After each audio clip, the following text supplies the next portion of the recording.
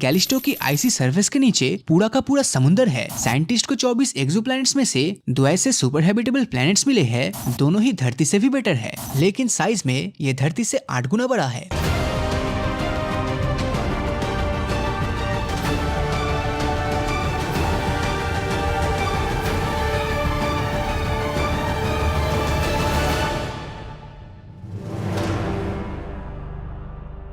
हमारे solar system में ही एक ऐसा प्लेनेट मौजूद है जिस पर रहने की कंडीशन धरती से भी बेटर है, पर इसके बावजूद कोई इसको नोटिस तक नहीं कर रहा। इसका नाम है कैलिस्टो, जो कि जुपिटर का सेकंड लार्जेस्ट मून है। और इस इमेज के अंदर आप जिस व्हाइट चीज को देख रहे हो वो असल में कैलिस्टो पर मौजूद बर्फ ही है। शुरुआत में तो इसे सोलर सिस्टम की एक डेड इनएक्टिव रॉकी बॉडी घोषित किया गया था, पर 1990s में साबित हो गया कि कैलिस्टो की आइसी सरफेस के नीचे पूरा का पूरा समुंदर है, जिसका इस्तेमाल जल्दी रॉकेट प्रोपेलेंट्स बनाने के लिए किया जाने वाला है। एस्ट्रोनॉमर्स ने कैलिस्टो के ऊपर एक एटमॉस्फेयर को भी डिटेक्ट किया है और उनका अंदाजा है कि अगर जुपिटर से आ रही रेडिएशन को रोक दिया जाए तो इंसान जुपिटर की इस चांद पर बहुत ही आसानी से सांस भी ले पाएगा। हमारी करंट अंडरस्टैंडिंग के हिसाब से देखें तो फिलहाल धरती ही यूनिवर्स का इकलौता ऐसा प्लेनेट है जहाँ पर लाइफ एग्जिस्ट करती है, लेकिन पिछले समय साइंटिस्ट ने यूनिवर्स के अंदर कुछ ऐसे हैबिटेबल प्लैनेट्स खोज निकाले जो न सिर्फ सभी मायनों में हमारी धरती से बेटर है, बल्कि इन पर जाने के बाद आपको बिल्कुल किसी सुपर ह्यूमन वाली फीलिंग आएगी।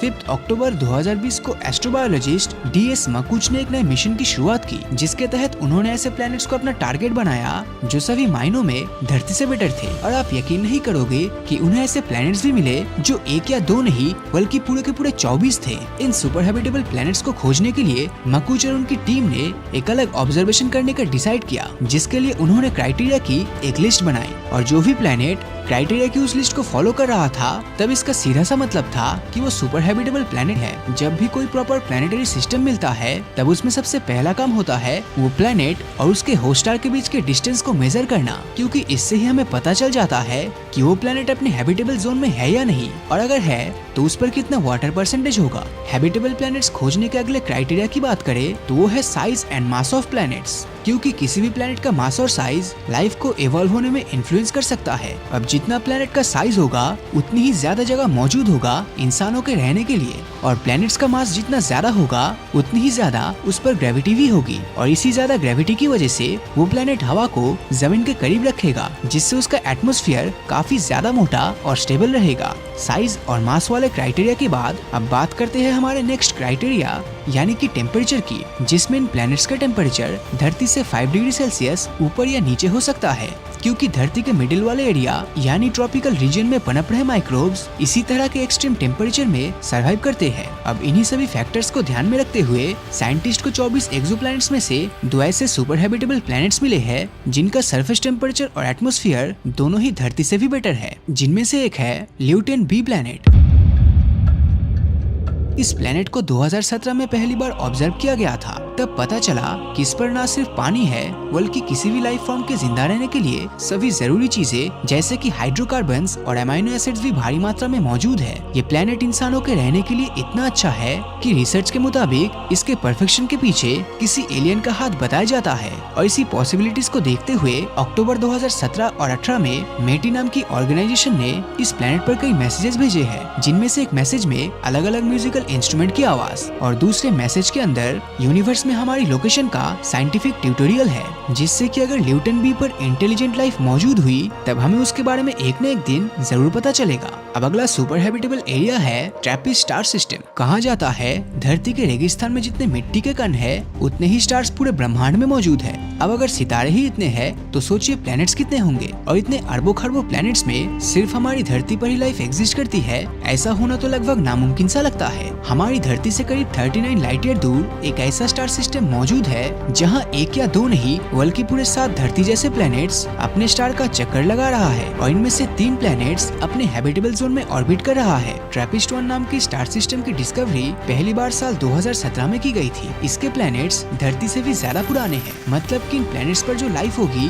वो धरती के पूरी तरह फॉर्म होने से पहले लगभग 3 बिलियन साल तक ऑलरेडी डेवलप कर गई होगी। अब ये सभी प्लैनेट्स बृहस्पति ग्रह के साइज जितने एक टाइनी रेड स्टार का चक्कर लगा रहा है और ये स्टार हमारे सूरज के कंपैरिजन में काफी ठंडा है। ये प्लेनेट अपनी ऑर्बिट पर टाइडली लॉक्ड भी है, मतलब कि इनकी एक साइड स्टार को फेस करते हुए हमेशा गर्म रहता है और दूसरी साइड बिल्कुल उसका उल्टा यानी कि ठंडा रहता है और ये खुद अपने एक्सिस पर चक्कर नहीं लगाती। अगर ये सभी कंडीशंस परफेक्ट रही तब ठंड और गर्मी वाले रीजन के बीच में एक ऐसी पतली सी स्ट्रिप एरिया होगी जहाँ जीवन आराम से पनप सके। वैसे ट्रैपिस्ट सोलर सिस्टम में प्लैनेट्स एक दूसरे के इतने ज्यादा करीब है कि अगर आप इनमें से किसी एक पर खड़े होकर आसमान में देखेंगे तब आपको स्टार सिस्टम के बाकी प्लैनेट्स अपने चारों तरफ घूमते हुए दिखेंगे। TOI star system. इस स्टार सिस्टम में दो प्लैनेट्स इसके हैबिटेबल जोन में आता है जो कि है TOI 700d और TOI 700e। ये दोनों ही एक्सोप्लैनेट का मास हमारी धरती जैसा ही है। जहाँ TOI 700d 28 दिन में अपने सूरज का चक्कर लगाता है तो वहीं पर TOI 700d 37 दिन में, और दोनों ही धरती के साइज के लगभग बराबर है। अगर इन दोनों प्लैनेट पर ही एक तरह का एटमॉस्फेयर हुआ तब इनका तापमान हमारी धरती से भी ज्यादा होगा, जो इनकी हैबिटेबिलिटी के लिए एक गेम चेंजर है। साइंटिस्ट ने पाया कि TOI 700d पर बहुत से प्लैनेट्स मौजूद है और अगर किसी दिन हम यहाँ पर पहुँच गए तब वो लाइफ फॉर्मिंग प्लैनेट्स हमारी धरती के जैसा ही होगा। लेकिन क्या ऐसा थियोरेटिकली पॉसिबल है कि दूसरे प्लैनेट्स पर धरती जैसा ही लाइफ फॉर्म मौजूद हो? वेल, एवोल्यूशन एक ऐसी चीज है जिसे ग्रेविटी की तरह ही नेचर का यूनिवर्सल लॉ माना गया है, यानी वो नियम जो ब्रह्मांड के हर जगह काम करता है। इस प्रोसेस में एक दूसरे से रिलेट करने वाली स्पीसीज एक जैसे प्राकृतिक मुश्किलों का सामना करते हुए इवॉल्व हो जाता है, क्योंकि किसी भी एलियन प्लैनेट पर लाइफ का स्टार्टिंग पॉइंट काफी सिंपल रहता है। जो सुपर हैबिटेबल प्लैनेट्स होंगे वो काफी पुराने होंगे, साथ ही उसका साइज काफी बड़ा, टेम्परेचर वार्म और धरती के मुकाबले वहाँ ज्यादा नमी होगी। ये प्लैनेट्स ऐसे स्टार्स को ऑर्बिट कर रहे होंगे जो हमारे सूरज से भी ज्यादा पुराने हैं और उनका लाइफ स्पैन भी सूरज से लंबा होगा। ऐसा माना जाता है कि हमारा सूरज करीब 10 बिलियन सालों तक एग्जिस्ट करेगा और जब बात धरती पर मौजूद लाइफ की आती है तब धरती पर कॉम्प्लेक्स लाइफ फॉर्म होने में करीब 4 बिलियन साल लगे। हालांकि कुछ स्टार्स ऐसे हैं जिनकी लाइफ हमारे सूरज से भी ज्यादा लंबी है, जिसके चलते इनके प्लैनेट्स पर लाइफ को इवॉल्व होने का ज्यादा समय मिल जाता है। तो अब सवाल आता है कि आखिर हम इन प्लैनेट्स में एलियन लाइफ को ढूंढेंगे कैसे? इसके लिए सबसे पहले हमें के स्टार्स को ढूंढना होगा, जिन्हें सिंपल वर्ड्स में रेड ड्वार्फ भी कहा जाता है। रेड ड्वार्फ बाकी स्टार्स के मुकाबले काफी ठंडे होते हैं और इनकी ल्यूमिनोसिटी यानी कि रोशनी भी काफी कम होती है। साथ ही साथ ये 20 से 70 बिलियन सालों तक वजूद में रहते हैं। अगर हम धरती से कंपेयर करें तो रेड ड्वार्फ को ऑर्बिट करने वाले किसी प्लैनेट पर अगर लाइफ मौजूद है तब उसको इवॉल्व और एडाप्ट होने में धरती से भी ज्यादा समय मिल गया होगा और इसकी आइडियल एज भी लगभग 5 से 8 बिलियन साल होगी। मतलब हो सकता है कि आज की तारीख में जिस प्लैनेट पर लाइफ का नामो निशान नहीं है वहाँ आज से लाखों करोड़ों साल बाद एलियंस रहने लगे और शायद तब तक हम इंसानों का अस्तित्व ही इस यूनिवर्स से गायब हो जाए। इसी के चलते हमारे लिए एलियन लाइफ को ढूंढ पाना बहुत ही मुश्किल है। KOI planets. इन दो प्लैनेट्स का नाम है KOI 5715.01 और KOI 5554.01। अब ये दोनों ही लाइफ के एवोल्यूशन के लिए बिल्कुल परफेक्ट है। पहले प्लैनेट KOI 5715.01 का सरफेस टेम्परेचर धरती के मुकाबले सिर्फ 2.4 डिग्री सेल्सियस ही कम है, लेकिन साइज में ये धरती से 8 गुना बड़ा है, जिसका मतलब इसका लैंड सरफेस एरिया और ग्रेविटी धरती से काफी ज्यादा होगी। अब अगर पानी की बात की जाए तो इसके खुद के सूरज और प्लैनेट्स के बीच की दूरी के अकॉर्डिंग यहाँ बहुत सारा पानी मौजूद तो जरूर होना चाहिए। दूसरे प्लैनेट का टेम्परेचर 27 डिग्री सेल्सियस है, जो आपको एसी में रहने जैसा फीलिंग देगा। तो इससे एक बात तो क्लियर है कि कंफर्ट के मामले में ये प्लैनेट हमारे लिए परफेक्ट है। अब यहाँ जमीन के टेक्टोनिक प्लेट्स की हलचल की वजह से नाइट्रोजन साइकिल कंटिन्यूअसली चलती रहती है। अब आप बोलोगे कि नाइट्रोजन से लाइफ फॉर्म थोड़ी ना होगा, बिकॉज हम में से ज्यादातर लोगों को लगता है कि धरती पर ऑक्सीजन ज्यादा होना मोस्ट इम्पोर्टेंट है, पर सच तो ये है कि धरती पर सबसे ज्यादा नाइट्रोजन है। यहाँ तक हवा में भी 78% सिर्फ नाइट्रोजन ही है और यही नाइट्रोजन प्रोटीन और डीएनए जैसे केमिकल फॉर्म में कन्वर्ट होती है, जो हम इंसानों के रहने के लिए आइडियल सिचुएशन पैदा करती है।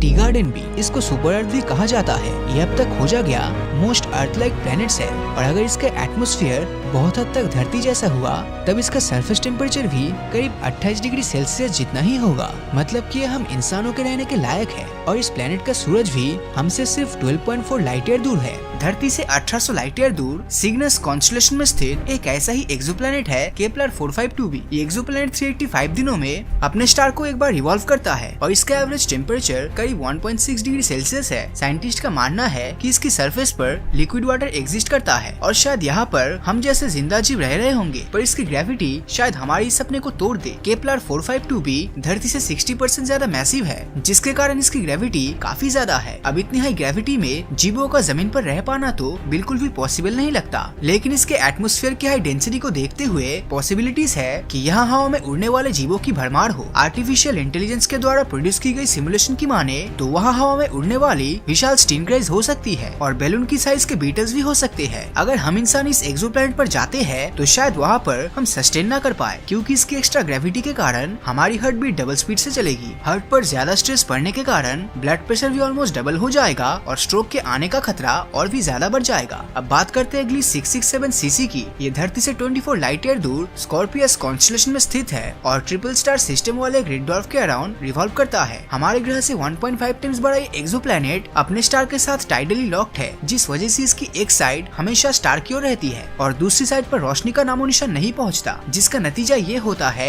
कि एक और रेगिस्तान से भी ज्यादा गर्मी होती है और दूसरी ओर साल भर एंटार्क्टिका की तरह बर्फ जमने वाली सर्दी होती है। ये दोनों साइड जिस लाइन पर मिलती है उसे ट्वाइलाइट जोन कहा जाता है और यहाँ का टेम्परेचर रहने लायक हो सकता है। एरिसीबो की यूनिवर्सिटी ऑफ पोर्टो रिको के रिसर्च का कहना है कि यहाँ का टेम्परेचर 27 डिग्री सेल्सियस तक हो सकता है और यहाँ पर लिक्विड वाटर की प्रेजेंस भी पॉसिबल है। एआई सिमुलेशन यहाँ पर पेंटापॉड्स की प्रेजेंस का अंदाजा लगाता है। ये 5 पैरों वाले स्पाइडर जैसे जीव डॉग के साइज के होंगे और गर्म इलाकों में रॉक्स के नीचे छिपे बीटल्स का शिकार करते होंगे। पर सवाल है कि क्या हम इंसान ग्ली 667 सीसी के ट्वाइलाइट जोन में रह सकते हैं? इसका जवाब हाँ भी है और नहीं भी। अगर बात कुछ दिनों की है तो हम आराम से यहाँ पर रह पाएंगे, लेकिन ये एक्सोप्लैनेट अपनी यूनिक ऑर्बिट के कारण टाइडली हीटिंग शो करता है। होता कुछ यूँ है कि इसकी ग्रेविटेशनल एनर्जी थर्मल एनर्जी में कन्वर्ट हो जाती है। इससे प्लेनेट का इंटीरियर हीट होता है और वोल्केनोस और गीजर्स एक्टिव हो जाते हैं। इस कारण से सरफेस का टेम्परेचर अचानक से बहुत हाई चला जाता है और शायद हम इंसान इतने टेम्परेचर में सर्वाइव न कर पाए। अब मैं आपको ले जाने वाला हूँ धरती से 36.7 लाइट ईयर दूर बूटस कॉन्स्टेलेशन के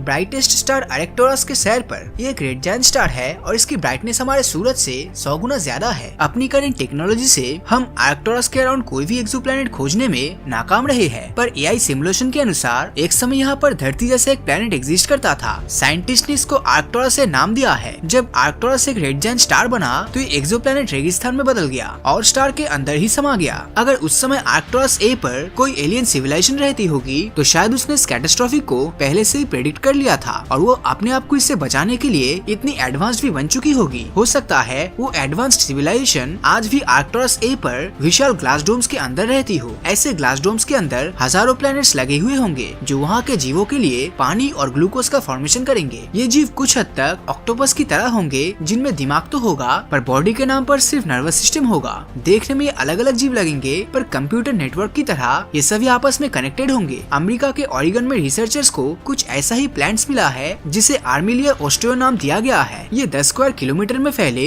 हजारों मशरूम के ग्रुप की तरह नजर आता है, पर असल में एक विशाल ऑर्गेनिज्म है। अगर आर्क्टुरस ए जैसा कोई एक्सोप्लैनेट सच में होगा तो वो धरती से काफी पहले बन गया होगा और इस हिसाब से उस पर इंटेलिजेंट लाइफ फॉर्म को इवॉल्व होने का काफी समय मिल गया होगा। मतलब काफी चांसेस है कि हमें वहाँ एलियन देखने को मिल जाए, पर हम इंसानों के लिए वहाँ कोई जगह नहीं होगी क्योंकि हम ऐसी कंडीशन में सर्वाइव नहीं कर पाएंगे। हम इंसान जब भी धरती से बाहर हैबिटेबल एक्सोप्लैनेट की खोज करते हैं तो हम ऐसा एक्सोप्लैनेट खोज रहे होते हैं जिसकी लिविंग कंडीशन कुछ हद तक हमारे प्लेनेट की तरह हो। पर क्या बिलीव करोगे कि एक ऐसा भी प्लेनेट है जो धरती से भी ज्यादा हैबिटेबल हो सकता है? मैं बात कर रहा हूँ धरती के सबसे करीब वाला स्टार सिस्टम अल्फा सेंटोरी में घूमते एक एक्सोप्लैनेट अल्फा सेंटोरी सी की। ऐसा कहा जाता है कि यहाँ पर धरती से भी ज्यादा ऑक्सीजन है और क्योंकि एक ट्रिपल स्टार सिस्टम है तो यहाँ एक नहीं बल्कि 3 स्टार से लाइट आती है। हो सकता है कि इस प्लेनेट पर चारों ओर पेड़ पौधे लगे हो और खाने की कोई कमी ना हो। एक्सेस ऑक्सीजन के कारण यहाँ के जीवों की साइज हमेशा काफी बड़ी होगी। हो सकता है कि आज भी यहाँ कोई जीव रहता हो और धरती के जीवों की तरह वो भी सर्वाइव की रेस में भाग रहे हो। पर सवाल तो ये है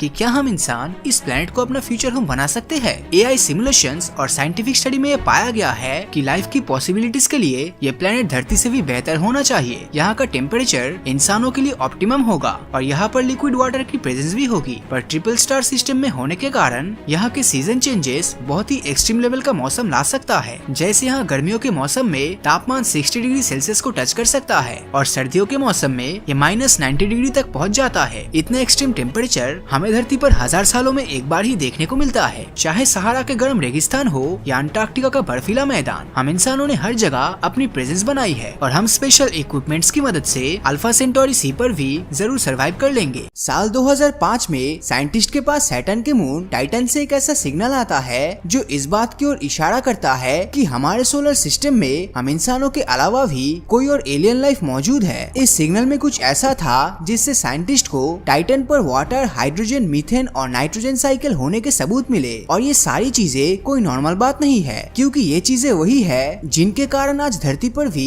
जीवन संभव है। और यही कारण है कि साइंटिस्ट का मानना है कि टाइटन पर भी 100% कोई ना कोई लाइफ तो जरूर है। अब सवाल ये आता है कि आखिर ऐसा क्या उस सिग्नल में था कि साइंटिस्ट इतने श्योर हो गए कि टाइटन पर कुछ न कुछ तो जरूर चल रहा है। टाइटन पर जीवन की खोज की शुरुआत साल 1944 में ही स्टार्ट हो गई थी। उस वक्त Dutch American astronomer Gerrard Kuiper Titan पर जीवन की खोज कर रहे थे और इसी दौरान उन्होंने देखा कि टाइटन का एटमॉस्फेयर धरती पर रहने वाले जीवों के लिए बिल्कुल आइडियल है। हालांकि क्यूपर की ये रिसर्च उनके अनुमानों पर आधारित थी, लेकिन फिर भी वैज्ञानिक जानते थे कि टाइटन पर कुछ न कुछ तो ऐसा है जो अलग है। इसीलिए 15 अक्टूबर 1997 को टाइटन पर खोज के लिए कैसिनी-ह्यूगेन प्रोब लॉन्च किया जाता है। ये प्रोब धरती से तो सही सलामत लॉन्च होता है, लेकिन ये जैसे ही टाइटन के एटमॉस्फेयर में पहुंचता है तो इसमें से कुछ फ्रीक्वेंसीज आना शुरू हो जाता है। साइंटिस्ट को लगा कि ये फ्रीक्वेंसीज प्रोब में कुछ प्रॉब्लम होने की वजह से आया है, इसीलिए ये खुद ही जनरेट हो रही होगी। लेकिन जब उन्होंने इसकी जांच की तो वो हैरान रह गए। दरअसल ये फ्रीक्वेंसीज प्रोब खुद जनरेट नहीं कर रहा था, बल्कि टाइटन के एटमॉस्फेयर से जनरेट हो रही थी। साइंटिस्ट के मुताबिक इसके पीछे दो कारण हो सकते थे, या तो टाइटन का एटमॉस्फेयर ये फ्रीक्वेंसी जनरेट कर रहा था, या फिर वहाँ पर मौजूद किसी दूसरे एलियन लाइफ के कारण ये सब हो रहा था। अब जब प्रोब ज्यादा टेस्टिंग के लिए टाइटन की जमीन पर उतरता है और वहाँ पर मिट्टी के कुछ सैंपल्स लेता है तो वहाँ उसे कुछ अजीब दिखाई देता है। जब उसने टाइटन की मिट्टी की केमिकल टेस्टिंग की तो पता चला कि टाइटन के एटमॉस्फेयर में हाइड्रोजन फॉर्मेशन तो होता है और ये पूरे एटमॉस्फेयर में इक्वली डिस्ट्रीब्यूट भी हो रहा है, लेकिन जहाँ ये हाइड्रोजन अपने हल्के वेट के कारण एटमॉस्फेयर में रहना चाहिए वहीं पर ये गायब हो रहा है। अब ये हैरानी की बात इसलिए है क्योंकि हमारी धरती पर कई ऐसे स्पीसीज है जो धरती के एटमॉस्फेयर से हाइड्रोजन खींचकर जिंदा रहती है, और अगर हम इसे टाइटन पर देखें तो टाइटन पर भी यही हो रहा है। इसीलिए साइंटिस्टों का अनुमान है कि टाइटन पर भी ऐसी स्पीसीज मौजूद है। इसके अलावा टाइटन के एटमॉस्फेयर में एसिटिलीन और नाइट्रोजन का अमाउंट बहुत ही कम है। धरती पर कई ऐसे ग्राउंड वाटर माइक्रो ऑर्गेनिज्म है जो एसिटिलीन पर जिंदा रहती है, इसीलिए पॉसिबिलिटीज है कि टाइटन पर भी ऐसे ही माइक्रो ऑर्गेनिजम्स है। लेकिन इन माइक्रो ऑर्गेनिजम्स के बारे में सबसे खास बात ये है कि ये पानी में नहीं बल्कि इथेन और मीथेन में रहता है। साइंटिस्ट के मुताबिक यही माइक्रो ऑर्गेनिजम्स टाइटन के एटमॉस्फेयर में नाइट्रोजन की मात्रा बढ़ा रहे हैं और यही नाइट्रोजन साइकिल हमें धरती पर भी दिखाई देती है। टाइटन पर होने वाले वोल्केनिक इरप्शन भी इससे जुड़ी लाइफ के बारे में काफी कुछ बताता है। जब साइंटिस्ट ने इसकी मिट्टी के सैंपल्स की जांच की तो उन्हें पता चला कि टाइटन पर होने वाले वोल्केनिक इरप्शन में गर्म दहकता हुआ लावा नहीं बल्कि बर्फ जैसी ठंडी अमोनिया और मीथेन निकलती है, और ये दो सब्सटेंसेस ऐसे हैं जो किसी भी लाइफ की उत्पत्ति के लिए बहुत जरूरी होता है। वैज्ञानिकों को इस बात पर बहुत ही विश्वास है कि टाइटन पर भी लाइफ है। हालांकि ये लाइफ ऑक्सीजन पर नहीं बल्कि मीथेन पर सर्वाइव करती है। टाइटन पर लाइफ है या नहीं इस बात को लेकर साइंटिस्ट अभी तक श्योर नहीं है, लेकिन सवाल ये आता है कि क्या होगा अगर टाइटन पर किसी और प्लेनेट से कोई और लाइफ सेंड किया जाए तो क्या वो वहाँ पर सर्वाइव कर पाएगा। टाइटन एक ऐसा मून है जिसके कई कंडीशंस धरती से मैच करता है। जैसे धरती के एटमॉस्फेयर में पानी के ऐसे छोटे ड्रॉप्स है जो इसका कॉस्मिक रेडिएशन से बचाव करता है, ठीक उसी तरह टाइटन के एटमॉस्फेयर में भी इथेन और मीथेन इसका कॉस्मिक रेडिएशन से बचाव करता है, जिस कारण यहाँ पर रहने वाली लाइफ को प्रोटेक्शन मिलता है। टाइटन के एटमॉस्फेयर में लाइफ के लिए जरूरी ऑक्सीजन ही एकमात्र ऐसा सब्सटेंसेस है जो मौजूद नहीं है, लेकिन इसका भी एक सोल्यूशन है। टाइटन की जमीन के नीचे आइसी वाटर्स है और इलेक्ट्रोलाइसिस की मदद से हम आइसी वाटर से ऑक्सीजन जनरेट कर सकते हैं, जिसका मतलब है कि हमें ऑक्सीजन के लिए परेशान होने की जरूरत नहीं है। टाइटन का कंपैरिजन अगर हमारे पड़ोसी मंगल से करे तो मंगल पर ना तो पानी है और ना ही एटमॉस्फेयर है, जिसका मतलब है कि भविष्य में ह्यूमन कॉलोनाइजेशन के लिए टाइटन मार्स से अच्छा ऑप्शन हो सकता है। लेकिन टाइटन भी हमारे लिए पूरी तरह से परफेक्ट नहीं है, इसमें भी कुछ प्रॉब्लम्स है। जैसे धरती के मुकाबले टाइटन सूरज से बहुत ही दूर है, जिस कारण यहाँ पर धरती की सिर्फ 1% सनलाइट ही पहुँचती है और इसमें से 90% सनलाइट तो इसका मोटा एटमॉस्फेयर ही एब्जॉर्ब कर लेता है, जिस कारण सरफेस तक हीट नहीं पहुंच पाती है और सरफेस का टेम्परेचर -179 डिग्री सेल्सियस तक चला जाता है। और धरती पर तो हम -30 डिग्री के नीचे के टेम्परेचर पर भी सरवाइव नहीं कर पाते हैं, तो टाइटन पर तो सोचना ही बेकार है। हालांकि अगर हम हमारी धरती को देखें तो 3.7 बिलियन साल पहले धरती भी टाइटन जैसा ही थी, लेकिन इसी दिन हुए एक इलेक्ट्रिक स्पार्क ने सब कुछ बदल कर रख दिया। धरती पर मौजूद फास्फोरस और हाइड्रोकार्बन्स को ब्रेक करके इन्हें आरएनए में कन्वर्ट किया और आरएनए कंबाइंड होकर डीएनए में कन्वर्ट हुआ, जिससे एक यूनिसेलुलर ऑर्गेनिज्म की उत्पत्ति हुई और फिर यही यूनिसेलुलर कंबाइंड होकर मल्टीसेलुलर बने और फिर आगे चल के यही से इंसानों की उत्पत्ति हुई। अब अगर देखा जाए तो टाइटन की हालत भी धरती के शुरुआती कंडीशन जैसा ही है, इसलिए इस बात की पॉसिबिलिटीज काफी ज्यादा है कि फ्यूचर में टाइटन पर भी कुछ ऐसा होगा जो यहाँ पर लाइफ के एग्जिस्ट करने में मदद करेगा। हालांकि टाइटन में कुछ ऐसे चेंजेस हो रहा है जिनके कारण देखने पर ऐसा लगता है कि टाइटन फ्यूचर में खत्म हो सकता है और इसे इतना टाइम नहीं मिलेगा कि यहाँ पर लाइफ एग्जिस्ट कर सके। फ्यूचर में क्या होगा ये तो किसी को नहीं पता, लेकिन आपको क्या लगता है, क्या टाइटन पर कोई लाइफ है और क्या इंसान कभी टाइटन पर रह पाएगा या नहीं? अपनी राय नीचे कमेंट करके जरूर बताएं। और अगर ये वीडियो आपको अच्छा लगा हो तो इस वीडियो को लाइक और अपने दोस्तों के साथ शेयर करना मत भूलना। और अगर अभी तक आपने हमारे चैनल को सब्सक्राइब नहीं किया है तो सब्सक्राइब करके नोटिफिकेशन बेल को ऑन कर दीजिए, क्योंकि मैं ऐसी वीडियोस हर हफ्ते लाता रहता हूँ। तो मिलता हूँ आपसे अगले वीडियो में और हमेशा की तरह थैंक्स फॉर वॉचिंग।